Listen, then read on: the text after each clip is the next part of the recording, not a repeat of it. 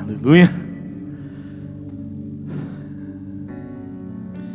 Cantares de Salomão, ou Cântico dos Cânticos. Me aventurar um pouco por esse livro hoje. Confesso que é um livro sobre paixão. Eita, tem uns apaixonados até que já sorriram pra mim assim, ó.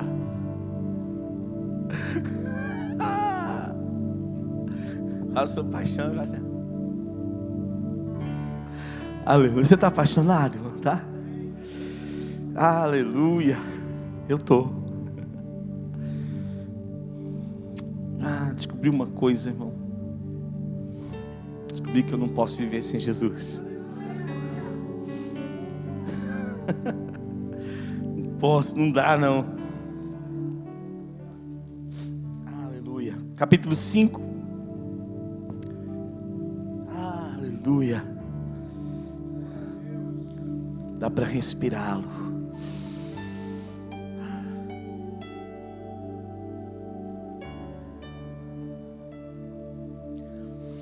Eita Deus, quem encontrou?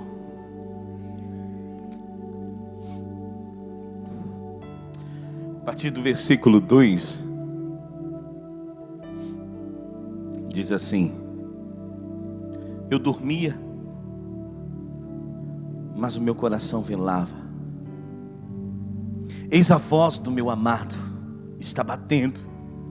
Abre, minha irmã, amada minha, pomba minha, minha imaculada, porque a minha cabeça está cheia de orvalho, os meus cabelos das gotas da noite.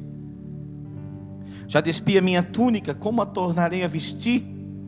Já lavei os meus pés, como os tornarei a sujar?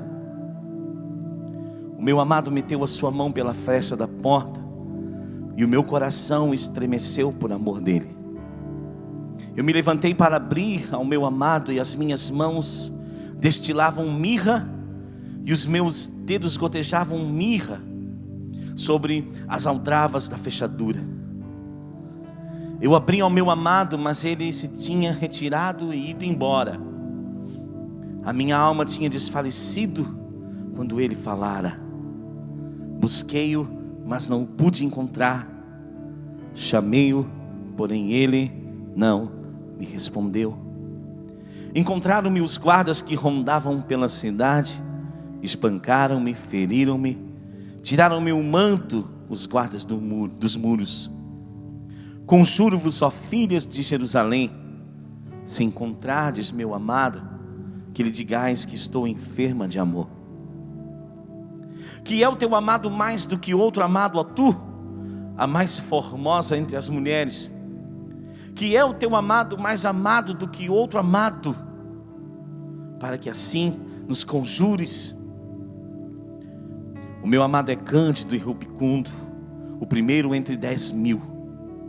A sua cabeça é como o ouro mais refinado. Os seus cabelos são crespos, pretos como o corvo. Os seus olhos são como pombas junto às correntes das águas, lavados em leite, postos em engaste. As suas faces são como um canteiro de bálsamo, os montões de ervas aromáticas. E os seus lábios são como lírios que gotejam mirra. Os seus braços são como cilindros de ouro, guarnecidos de crisólidas. E o seu corpo é como obra de marfim, coberta de safiras. As suas pernas como colunas de mármore, colocadas sobre bases de ouro refinado. O seu semblante como o Líbano, excelente como os cedros. O seu falar é muitíssimo suave. Sim, ele é totalmente desejável. Tal é o meu amado e tal o meu amigo, ó filhas de Jerusalém. No capítulo 6, versículo 1 ainda: para onde foi o teu amado, ó tu, a mais formosa dentre as mulheres? Para onde se retirou o teu amado, a fim de que o busquemos juntamente contigo? Até aqui.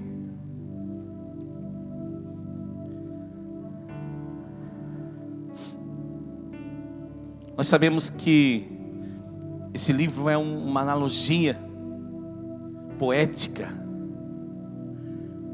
entre o relacionamento de intimidade entre Cristo e a igreja. Digo um relacionamento de intimidade porque ele trata de questões muito profundas, de um sentimento chamado amor, não apenas no seu sentido carnal.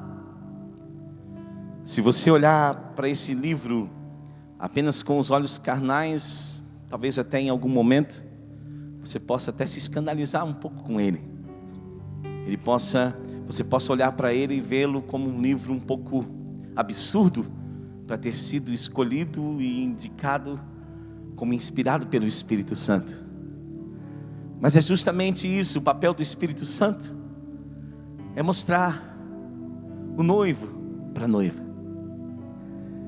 E também revelar a noiva ao noivo, preparar a noiva para esse encontro com o noivo. E o texto que eu li aqui nessa noite, e você me acompanhou, é um texto muito importante porque ele fala justamente de uma fome por um momento ignorada. Quando nós temos uma fome por Deus, um desejo por mais da sua presença, e não sabemos como agir, não sabemos como receber isso, e até mesmo muitas vezes não sabemos dar a devida importância à presença do noivo. Quando eu olho para esse texto, eu vejo o noivo deixando o seu jardim.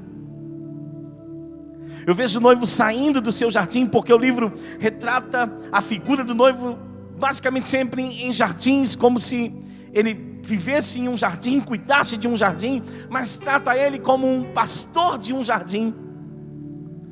O que um pastor de um jardim cultiva? Ou o que um pastor de um jardim pastoreia? Mas é assim que o livro o trata poeticamente. E de repente eu vejo esse noivo saindo do seu jardim e indo para as recâmaras onde estava a noiva, a esposa, agora a esposa.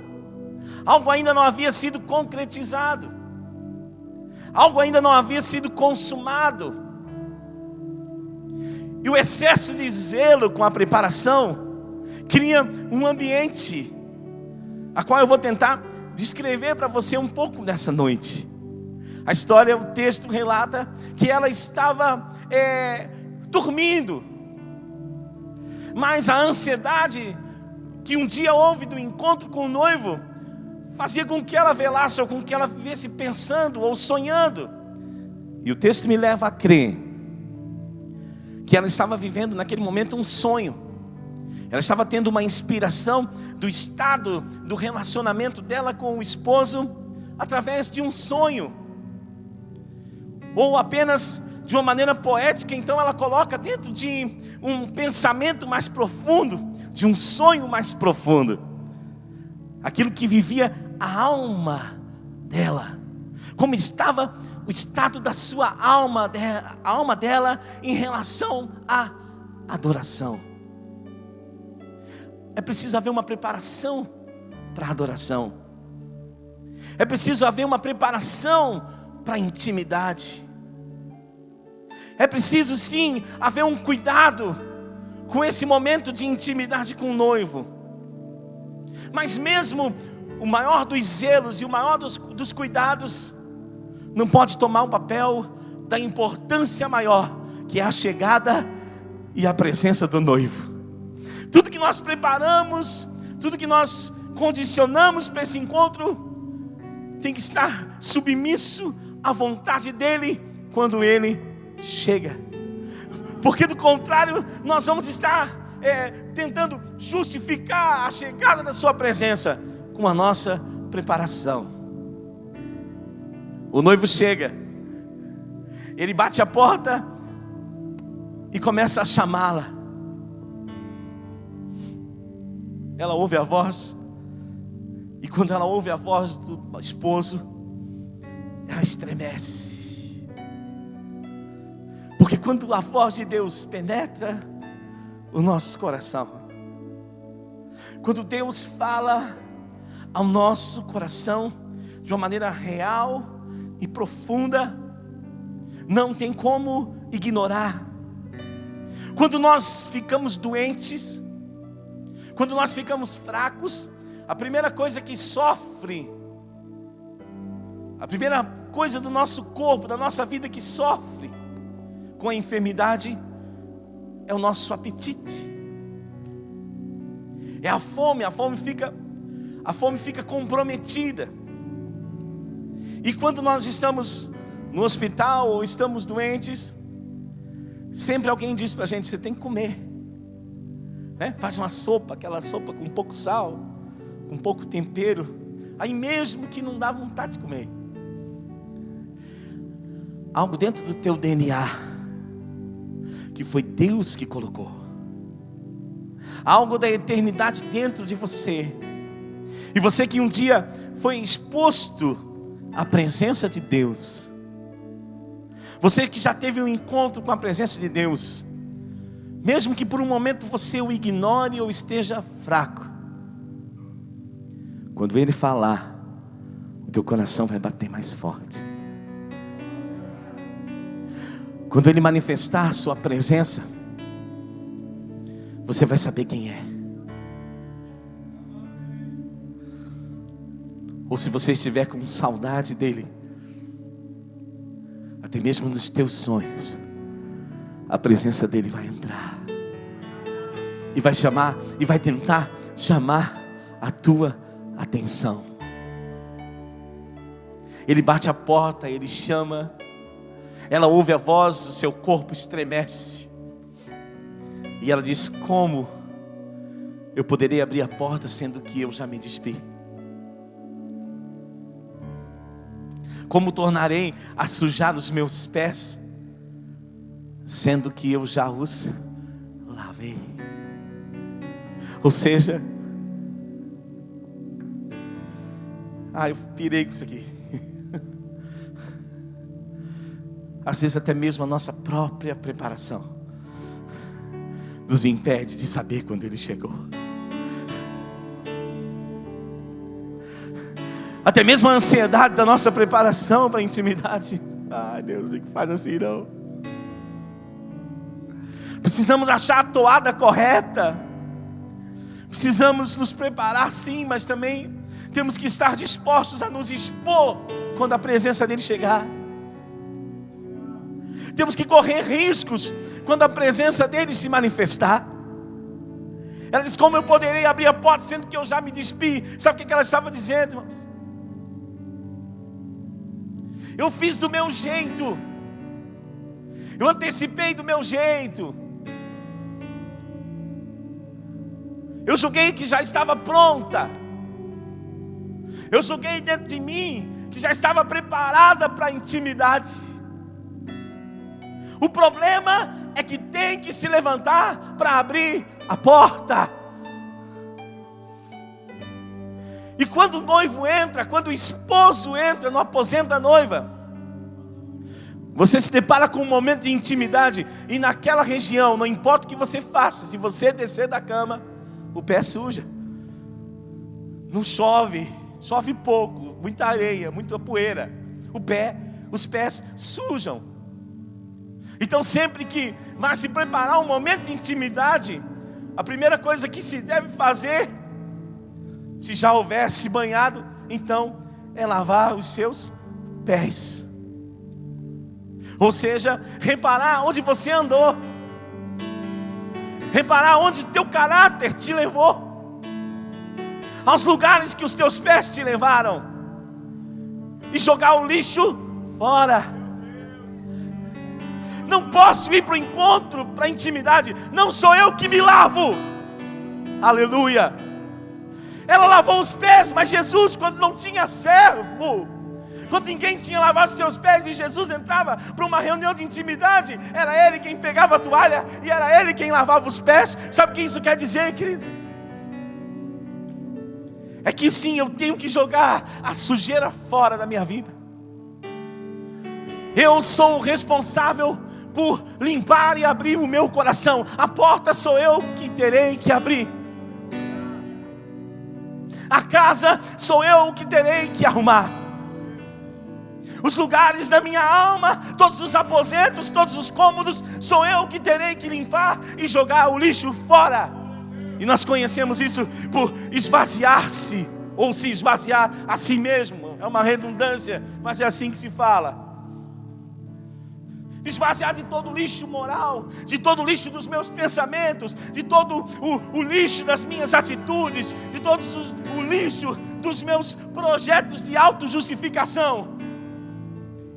Onde eu acho que eu posso me despir e chegar nu na presença de Deus. Nunca vi isso. Quando o homem caiu, a primeira coisa que Deus fez para ele foi uma roupa.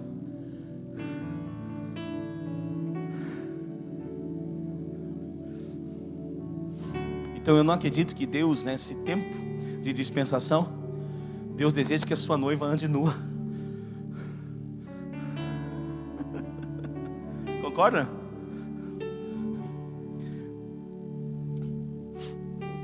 O lixo eu vou ter que jogar fora. O trabalho dele é me lavar. Oh, aleluia. Ele chega. Eu abri a porta, já joguei o lixo fora. A casa está sem lixo, mas ainda está suja. Eu abri mão das tranqueiras, mas a casa ainda está suja. Eu não a posso lavar, porque Ele traz com Ele o ingrediente mais importante da limpeza, que é o seu próprio sangue. E Ele limpa o meu interior com o seu sangue. Aleluia. Então esse lugar se torna um templo, e o Espírito Santo vem morar. Nós lemos tanta besteira, ouvimos tanta besteira por aí, irmãos, sobre a igreja como lugar físico, e jogar os mercadores fora, e os cambistas fora. Os cambistas do teu templo estão dentro de você mesmo. Jesus chega e olha, está cheio de cambistas, está cheio de negócios, está cheio de gambiarras, cheio de coisas que não condizem com uma vida de oração.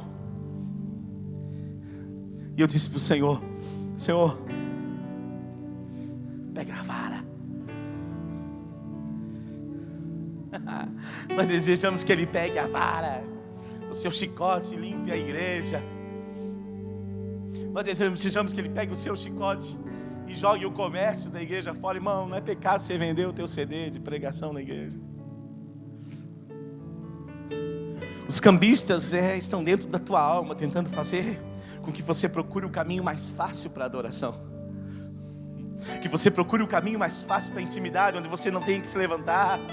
O noivo não é Satanás, ele não vai arrombar a porta, ele só vai entrar quando você abrir. Mas repare que na porta da noiva havia algo que num lugar de intimidade não pode ter, que são festas.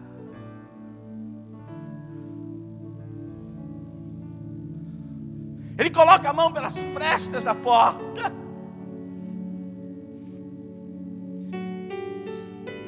Ele deixa algo, mas ele vai embora. Ela demora para abrir. Já me despi, já lavei os meus pés. A Bíblia diz em Provérbios 26:12 que há uma geração que é pura aos seus próprios olhos, porém nunca foi lavada da sua imundícia.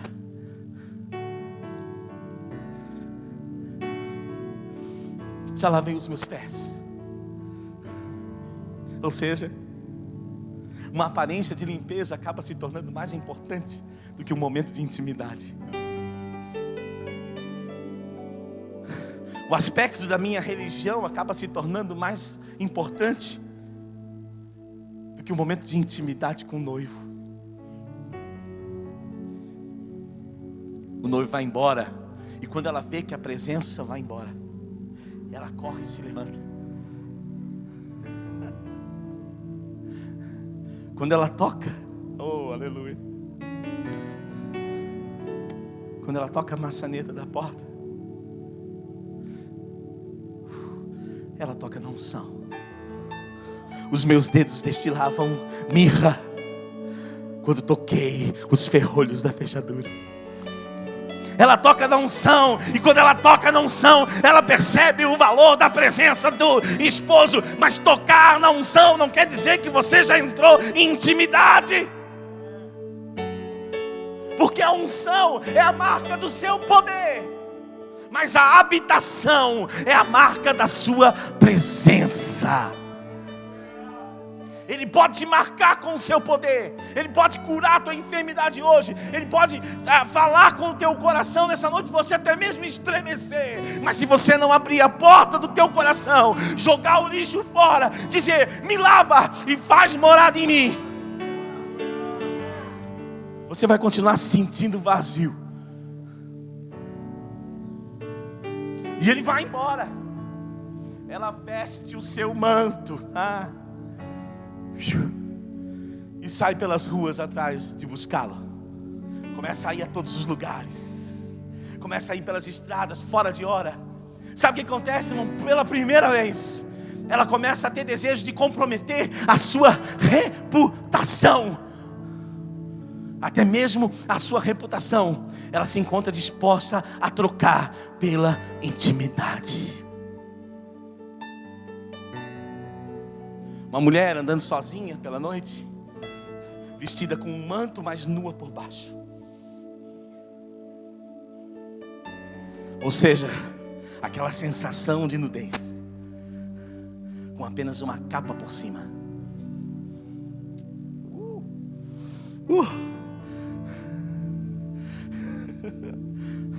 Onde está o meu amado? Conjuro, filhas de Sião, que se virdes o meu amado, digam-lhe que estou enferma de amor. Mas ela não encontra o amado, ela encontra os guardas das ruas, potestades que governam nas ruas.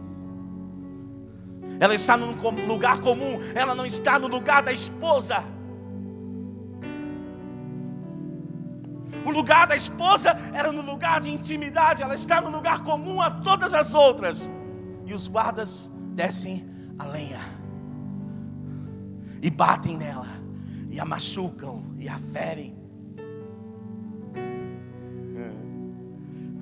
porque ela está num lugar comum a todas as outras. Quando vires o meu amado, diga a ele que estou enferma de amor. Sabe por quê, irmão? Mesmo que você saiu, mesmo que você andou num lugar comum a todos os outros, você já ouviu a voz do amado. Você já o experimentou. Você já viu, você já tocou a sua unção. Então naquele momento, irmão, a roupa de justiça própria, a roupa fabricada por nós mesmos, para nos justificar, para que nós tenhamos uma aparência exterior, mas na verdade andamos com o sentimento de nudez interior. Naquele momento a reputação é varrida, é surrada. O que as pessoas pensam de você vai ser jogado no chão. Muitas vezes o preço da intimidade, por nós não abrirmos a porta quando ele bate, custa justamente a nossa imagem, a nossa reputação. Mas há momentos, como dizia uma canção muito antiga, há momentos em que as palavras não resolvem, mas o gesto de Jesus demonstra amor por nós.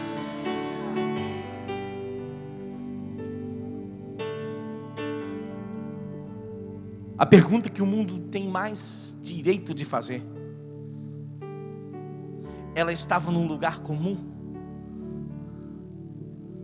e para sair desse lugar comum, ela vai precisar demonstrar algo. E elas perguntam: quem é esse teu amado? O que ele tem de melhor do que os outros, para que tu venhas a querer nos comprometer com a tua busca.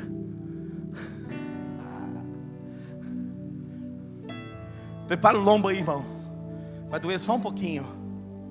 Estamos às vezes todos arrebentados. Fizemos um manto de justiça própria, saímos pela rua atrás do noivo, tudo bem, buscando aqui, buscando lá, buscando acolá, tentando achá-lo em algum lugar.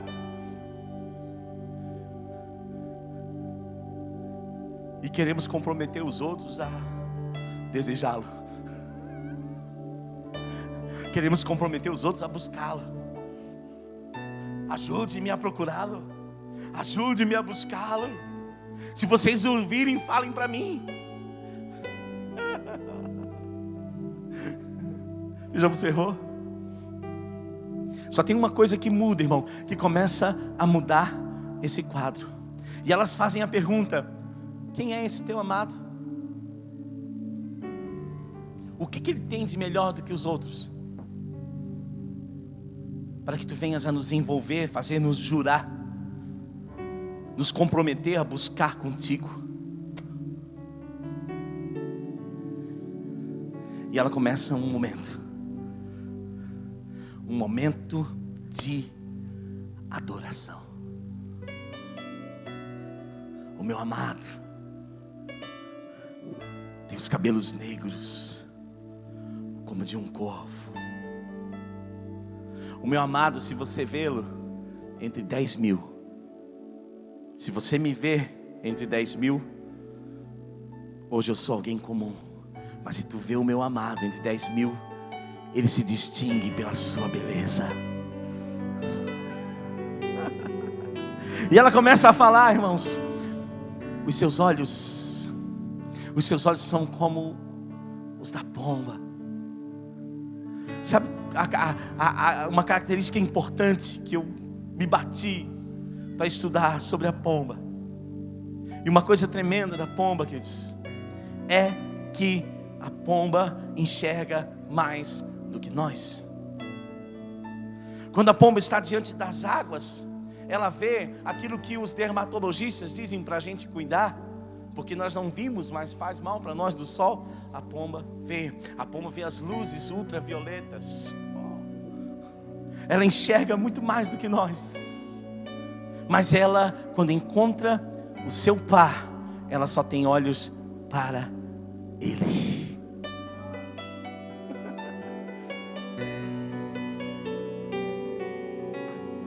Ela só tem olhos para ele. Observa Noé, querido.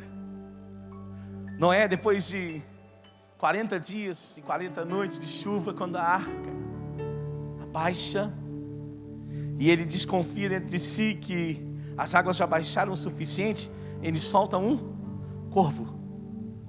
E o corvo fica dando voltas. E volta para a arca sem nada. Ele deixa passar mais 7 dias. Então ele julga que chega o tempo, mas agora ele não solta mais o corvo. Agora ele solta uma pomba. E a pomba sai e voa e volta com um símbolo que a gente vê em todos os lugares. Quando você vê uma imagem da pomba, no que se refere ao dilúvio, ela volta com um galho verde, com um ramo verde. Não é assim? Você já viu? Sabe por quê, queridos? Porque a pomba procura vida. Então, quando o corvo é lançado da arca, o corvo fica dando voltas, porque corvo é um animal que procura morte, e em todos os lugares ele vê morte. Então ele não tem nada de novo para trazer, ele não tem esperança nenhuma para trazer. Mas quando no tempo de Deus, quando no 7º dia depois, ele solta a pomba, ela volta trazendo vida. O noivo sempre vai procurar vida em você. Não importa como você chegou. Sabe por quê? Porque agora ela tem que ir aonde ele está.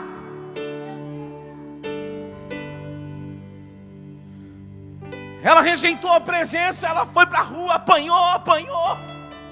Caiu na realidade. O seu amor não diminuiu, do contrário, o sofrimento fez com que o seu amor aumentasse.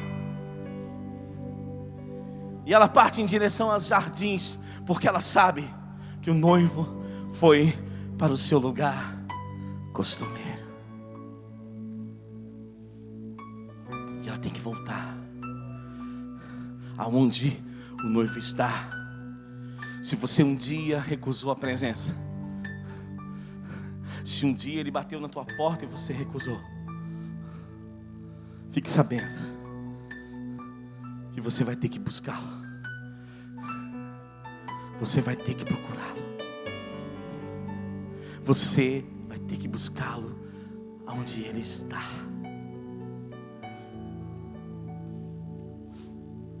Diga-me o que o teu amado tem de melhor. Irmãos, é a adoração. É a adoração apaixonada do nosso coração que vai fazer com que o mundo deseje o Senhor como nós desejamos. Peguem aí, ministros. Quando ela descreve em adoração as qualidades do noivo, irmão, não vai para a rede social falar da igreja. Vai para a rede social então e fala do noivo. Descreve as qualidades do noivo. A noiva está toda arrebentada na rua às vezes mesmo. Mas a noiva de Jesus, a verdadeira noiva de Jesus, mesmo que ela esteja um pouco abatida, ela vai buscá-lo. Descreva para o mundo as qualidades do noivo.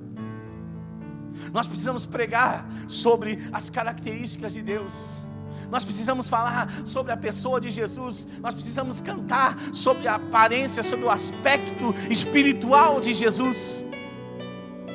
Porque quando devotamente, apaixonadamente nós os honramos com o nosso coração e dizemos para o mundo que ele é diferente, você pode distingui-lo do resto do mundo. Ou seja, uma mulher pode procurar em 10.000 homens e não encontrar, porque ela só vai encontrar em Jesus. Um homem pode procurar em todas as marcas de uísque do mundo, o vazio que ele quer preencher, ele só vai encontrar em Jesus. O meu amado se distingue entre 10.000. Se você olhar entre uma multidão, você vai ver que é tudo homem. Mas quando ele se manifestar, você sabe que é ele. É ele.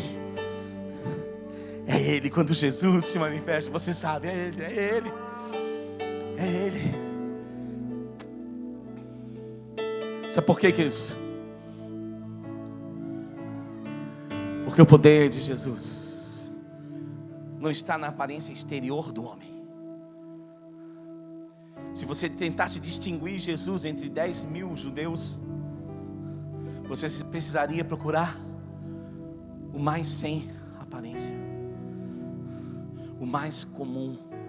A aparência física de Jesus não era o Jesus italiano que os renascentistas pintaram.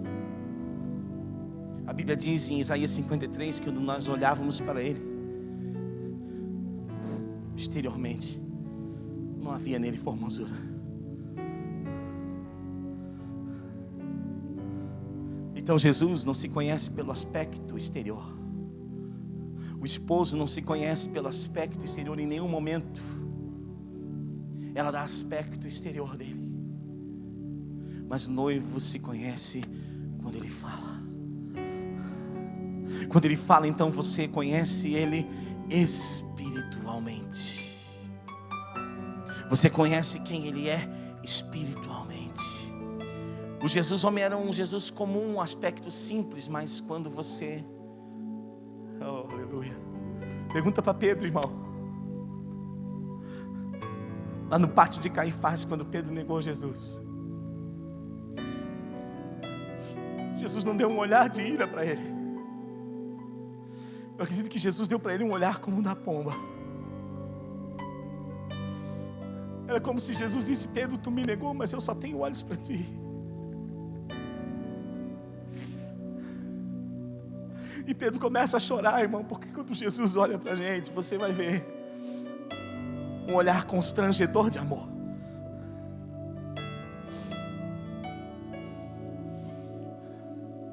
É o olhar constrangedor dele que então vai trazer à tona para você não mais um desejo de se limpar para mostrar para os outros, mas sim de estar limpo para a intimidade com Ele. Se limpar, se arrumar, se preparar para mostrar para os outros, isso é sensualidade e é vaidade. Mas quando você cuida dos teus aspectos interiores para a intimidade com Deus, então as pessoas vão fazer como aquelas mulheres, disse, ó, diga-me, para onde o teu amado foi? Porque nós também vamos querer buscar contigo.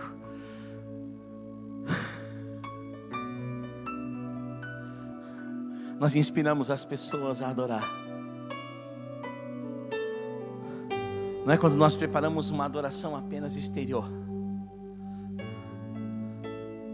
mas é quando nós preparamos um lugar no nosso coração para que o Espírito Santo venha morar. Quando nós preparamos o nosso interior e recebemos a sua presença, então a porta será tocada pela unção, mas o interior vai estar em intimidade. As pessoas tocarão a unção sempre que tocarem na porta. Elas vão tocar a unção, mas a unção é apenas a porta para que elas também desejem entrar para a intimidade com o noivo. Em Lucas capítulo 7, a Bíblia diz que Jesus estava na casa de um fariseu, e aquele fariseu prepara um jantar e convida Jesus e os seus discípulos e coloca ao redor de uma mesa. Provavelmente, como todo bom fariseu que gosta apenas da polêmica pela polêmica, ele estava ali para fazer perguntas difíceis para Jesus, tentar pegar Jesus em alguma palavra, tentar negociar com Jesus alguma coisa.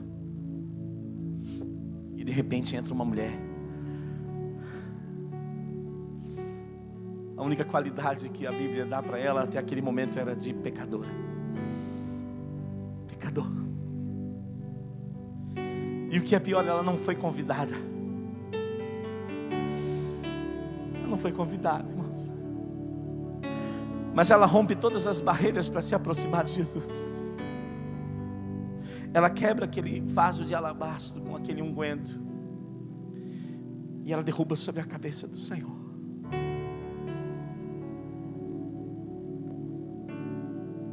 E ela começa a enxugá-lo com os seus cabelos e beijar os seus pés, constrangedoramente. Você vai dizer assim, mas ela era uma pecadora e ela já não tinha mais dignidade. Ela não estava buscando dignidade, ela estava buscando intimidade. Porque com certeza ela procurou em todos os lugares. A fama dela de pecadora não veio em vão. Ela procurou todos os lugares que ela podia imaginar, algo que preenchesse o vazio dentro da alma dela. Ela guardou até alguma coisa, talvez para o seu futuro.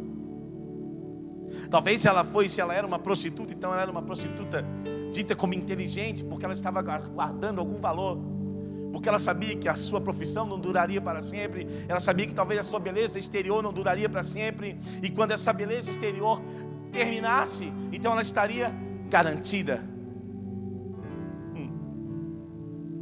Não sei, isso é uma conjectura minha. E quando ela encontra Jesus, ela disse, eu não preciso de mais nada. Eu não preciso mais dessa garantia para o futuro. Eu não preciso mais me preocupar com a dignidade. Ela procura só uma maneira de satisfazer aquele vazio que ela tinha no interior. Irmão, não tem como viver com um vazio. Mas o vazio, irmão, que há dentro da alma do homem e da mulher é um vazio do tamanho de Deus. Cadê a Elaine?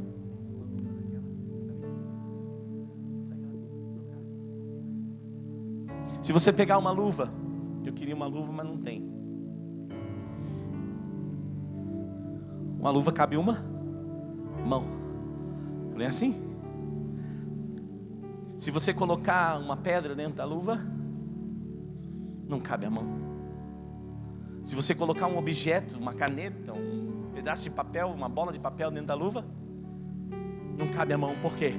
Porque uma luva foi feita para o tamanho de uma mão. A alma humana é feita do tamanho de Deus. Se tiver algo a mais ocupando essa alma humana, algum lixo, alguma tranqueira, Deus não entra. É preciso esvaziar. Se você realmente quer intimidade com Deus, uma hora você vai ter que esvaziar todos os cômodos da sua alma para que Ele preencha. Os antigos chamavam isso de a segunda obra da graça. Porque a primeira abre o caminho, você não poderia entrar, ou Deus não poderia entrar em você. Mas a segunda obra da graça, eu não estou falando do Espírito, você pode nascer de novo espiritualmente. E daqui um pouco você não tratou a sua alma e você continua se sentindo vazio. E os antigos chamavam isso de a segunda obra da graça, ou o preenchimento do Espírito Santo, onde é preciso jogar o lixo fora para se tornar habitação.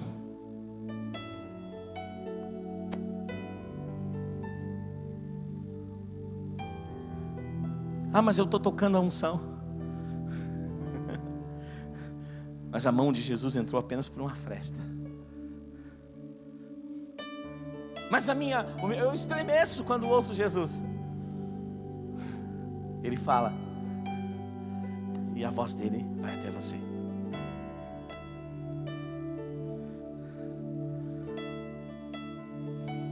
Aquela mulher vai até Jesus, derrama o óleo sobre ele, o perfume sobre ele. Aquele homem no seu interior olha para Jesus e diz: se ele fosse profeta, ele saberia quem e de que qualidade é essa mulher.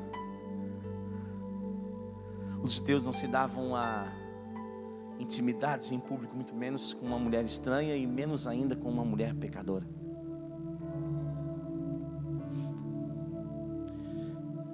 Jesus olha para o coração daquele homem e diz: ah, Simão, vamos supor que nós tivéssemos 2 devedores, e um devesse 500 dinheiros ou denários, e o outro devesse 50, e esse credor perdoasse os 2. Qual dos 2 o amaria mais? Agora, quem foi pego foi aquele homem, o fariseu, porque os fariseus eram metidos a espertinho, a pegar os outros com palavra, e ele tinha que responder. E é claro que a saída mais óbvia era dizer: amou mais aquele a quem foi mais perdoado. A resposta humanamente era correta. Mas eu digo para você que espiritualmente ama mais aquele que reconhece mais o seu estado de pecador. Porque às vezes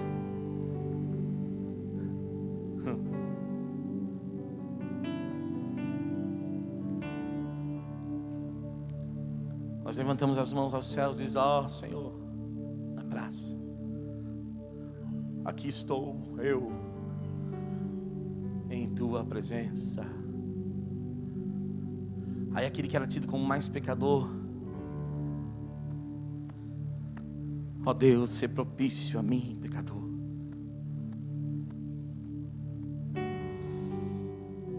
O meu amor por Deus vai crescer à medida que eu entendo quão grande é o meu pecado, quão grandes são as minhas, diga assim, as minhas falhas. Sabe por que, irmã, que tu não perdoa o teu pai? Sabe por que tu não perdoa tua mãe.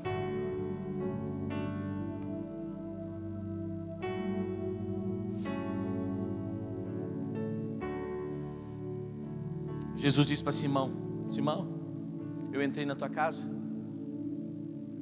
tu não lavaste os meus pés. Essa mulher enxuga com seus cabelos as suas lágrimas. Tu não me deste ósculo, e essa mulher não cansa de beijar os meus pés. Tu não me ungiste, era costume uma ungidinha na testa para que houvesse um bom perfume. Tu não ungiste, mas essa mulher derramou todo esse óleo sobre mim. O que ele estava dizendo? Tu é tão cheio de si, Simão. Tu te acha tão justo e tão importante, que jamais tu vai se julgar mais pecador do que alguém.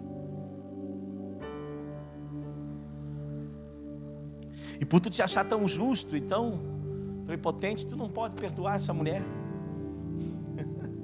Porque tu acha no teu coração que tu é melhor do que ela, que tu é mais santo que ela, que tu é mais importante que ela, que tu é mais imponente do que ela, por causa da reputação dela, do caráter dela. E às vezes sabe por que nós não conseguimos perdoar as pessoas, irmão? Porque nós nos achamos menos pecadores do que elas. Por que eu digo isso? Olhando para mim mesmo. Eu só consegui perdoar algumas pessoas na minha vida de verdade quando eu olhei dentro de mim, quando eu olhei para o meu interior, e eu vi que eu tinha ofendido a Deus muito mais do que aquela pessoa havia me ofendido. Eu feri Deus com o meu pecado, eu aborreci Deus com o meu pecado, eu aborreço Deus com os meus pensamentos, eu aborreço Deus com as minhas atitudes tanto, que quando eu olho para mim mesmo, é impossível alguém me ofender mais do que eu ofendo a Deus. E ainda assim, todos os dias, Deus lava as minhas vestes e derrama a sua graça. Então muitas vezes sim, nós carregamos problemas psicológicos e carregamos traumas familiares. Sabe por quê? Porque nós não recebemos a segunda obra da graça, que ou seja, jogar o lixo fora e se tornar habitação do Espírito Santo. Joga o lixo do teu passado fora, joga o lixo moral, joga o lixo dos teus pensamentos, joga o lixo das atitudes fora. E Deus vai preencher a tua vida. Deus vai preencher o teu coração. E Ele vai estar tão cheio de Deus que você não vai ter tempo de se ofender com ninguém.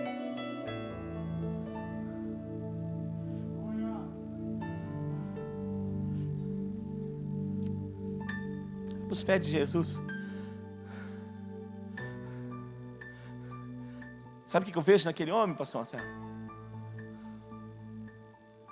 Aquele homem preparou para Jesus uma reunião social. Uma reunião para mostrar para os outros como é que ele podia receber talvez Jesus. Ele prepara uma reunião social, mas aquela mulher prepara uma reunião de intimidade. Sabe por que não tem tanta salvação às vezes nas nossas reuniões? Porque nós preparamos para Jesus uma reunião social. Nós vamos para o culto para ter um posicionamento social. Nós vamos para o culto para mostrar uma adoração social. Mas quando nós mostrarmos uma adoração em intimidade, as pessoas vão me dizer: aonde está o teu amado, que eu também quero seguir? Jesus não é um ser social como o padrão do mundo. Deus não é um Deus social. Lá em Êxodo 19, Ele preparou uma nação, mas em Êxodo 19 Ele diz: venham para a intimidade. Eu quero mostrar para vocês e me revelar quem eu sou. Mas sabe o que eles dizem? Moisés, fala conosco, para que não morramos. Deus disse: não. Moisés disse para o povo: não, venham. Deus quer mostrar para vocês a intimidade. Ele quer levar vocês a um lugar da sua presença, para que vocês não pequem mais. Deus quer vos provar. Não, Moisés, fala tu conosco e nós ouviremos. Vai lá, tu sozinho, entra nesse lugar de manifestação e fala com Deus, vê o que Deus quer dizer para nós. Nós vamos fazer tudo direitinho como tu mandar. O povo rejeita a intimidade. porque eles não queriam deixar o pecado. E eles sabiam que se eles fossem para a intimidade com o pecado, eles morreriam. Então é mais fácil andar por aí procurando o homem para dizer alguma coisa, do que entrar no lugar de intimidade com Deus, deixar Deus tratar a nossa alma e direcionar a nossa vida. Aí Deus diz assim, Moisés diz para eles: não, Deus quer apenas vos provar. E o povo diz: não, fala tu conosco para que não morramos. Aí no ato seguinte Deus diz assim: então, quando fizeres um altar, não o faça de pedras lavradas, mas façam com pedras inteiras. E ali então Deus começa a ditar a lei. A lei só veio porque o povo rejeitou a intimidade. Então todo aquele que rejeita a intimidade vai procurar uma religião para viver. Não a lei moral que Deus tinha dado alguns versículos antes, não. A lei moral é irrevogável. Ele começa a lei cerimonial, a lei sacrificial. A lei moral não, a lei moral Deus queria colocar no homem justamente no lugar de intimidade, e Deus queria prová-lo e gravar aquela lei não em tábuas mais de pedra, mas em tábuas de carne do teu coração, para que você e eu venhamos a temer a Deus e nunca deixar o lugar de intimidade. O povo está tão vazio que quando Moisés sobe para falar com Deus, eles demonstram fome, eles têm fome de Deus. Eles têm fome, na alma deles tem fome. E eles dizem assim: Moisés, por quê? Porque eles pediram para que Moisés falasse com eles. Eles pediram que Moisés falasse com eles. Olha só. Então quando Moisés sobe para o monte, alguns dias eles estão com fome de uma palavra, com fome de uma direção. Por quê? Porque eles não entraram no lugar de intimidade. Então quando você não entra num lugar de intimidade, sempre vai ter que ter um homem entre você e Deus para que você continue caminhando. Isso se chama de sobrevivência evangélica. Sobrevivência evangélica, ou seja, enquanto um homem procurar você, ou você procurar um homem disser alguma coisa, você vai sobrevivendo. Aí você encontra a pessoa assim: pois é, como é que tá, irmão? Aí, estou levando. Tá difícil, não tá fácil. Estou aí lutando contra o pecado. Não sei se vou dar conta. Não sei se vou conseguir. Não sei. Por quê? Porque Deus está chamando você para um lugar de intimidade. No lugar de intimidade, então, Deus vai colocar a lei dele no seu coração. É um novo pacto. É uma nova aliança. Mas junto com a lei moral de Deus no coração, sabe que Deus também coloca em Hebreus capítulo 8, ele diz: ainda há um descanso sabático para o meu povo. Ou seja, uma vida no sábado. O mundo é amanhã, é segunda-feira, mas para você é sábado. Sábado é dia de quê? Descanso. Você vai trabalhar amanhã e depois da manhã é terça-feira e você vai trabalhar, mas espiritualmente no teu espírito é sábado. Os problemas se levantam e você diz: meu Deus, amanhã eu vou ter que resolver um problema. Mas hoje você descansa, você não vive mais a ansiedade por antecipação, porque para você hoje é sábado.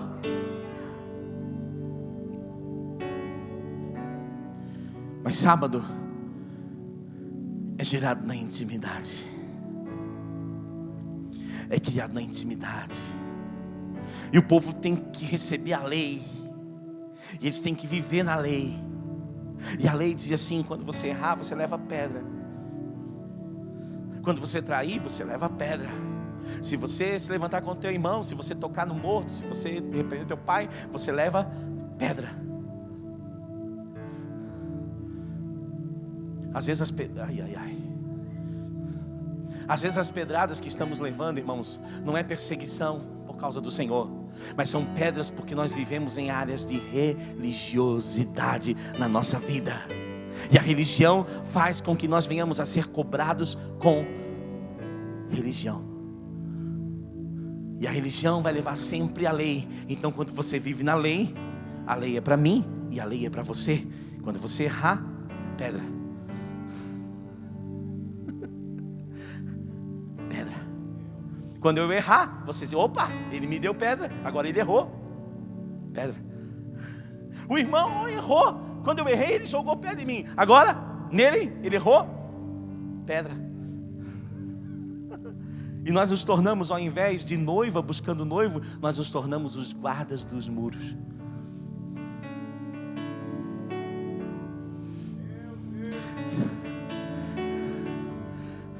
Sabe o que eu vejo aqui?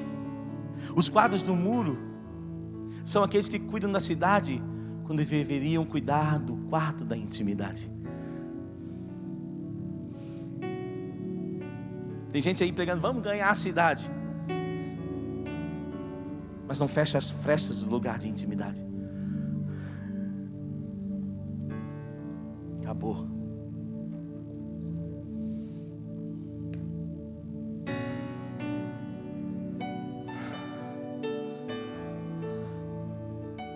Mas há um convite simples hoje para você. Entrei nos meus jardins, colhi os meus perfumes para te dar, amada minha.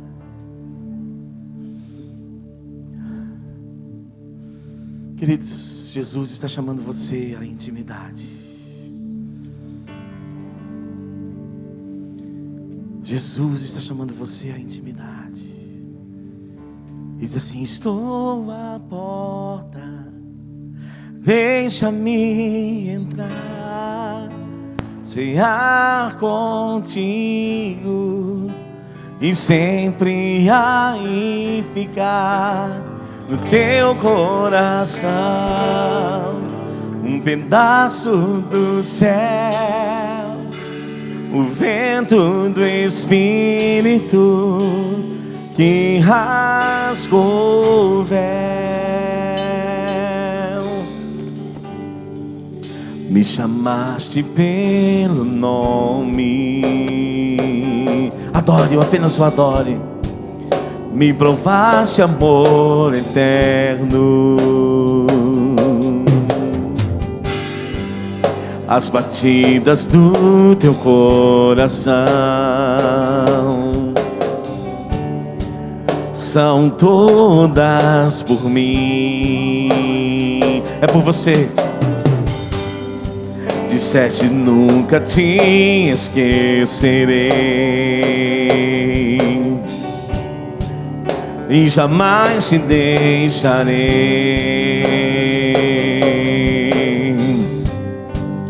Voltarei para te buscar,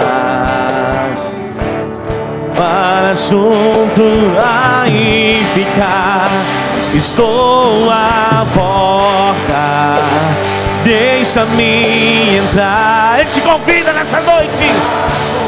Digo, e sempre aí ficar no teu coração, um pedaço. É isso que Ele quer fazer com você. Que o teu coração seja um pedaço do céu. Estou o véu, estou à porta, deixa-me entrar, cear contigo e sempre aí ficar no teu coração, um pedaço do céu.